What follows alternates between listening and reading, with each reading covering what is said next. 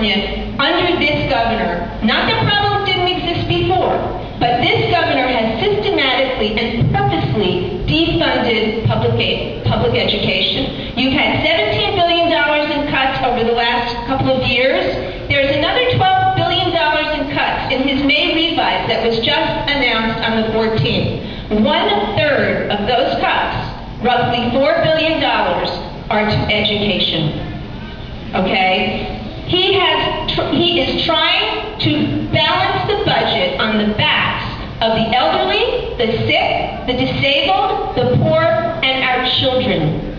And there are no revenue-generating opportunities in this budget whatsoever.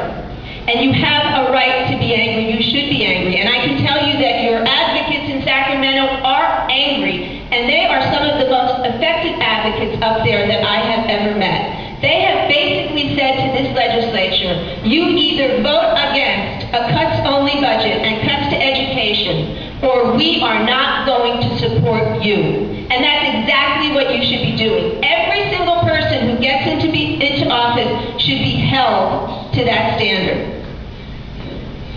When you talk to your friends, what do you find in your community? What you find is that people are struggling. This is the worst recession we have seen. People are working 2 jobs. And every time this governor cuts another program, he cuts another job. That trickles down to your community. That's why you see empty storefronts. You see it everywhere. You see parents who can't afford to take their children out to activities or afford to buy them uniforms for sports. This is a trickle-down economy of the worst kind. Now, what kind of person do you need up there fighting for you? You need a fighter. And I want to tell you a little bit about who I am, what I've been doing for the last 15 years, and what I actually did, a good example of what I did in this community. Many of you may have been familiar with the LNG, the liquefied natural gas terminal that the governor wanted to build off Oxnard. Why Oxnard? Well, because they didn't think Oxnard could fight back.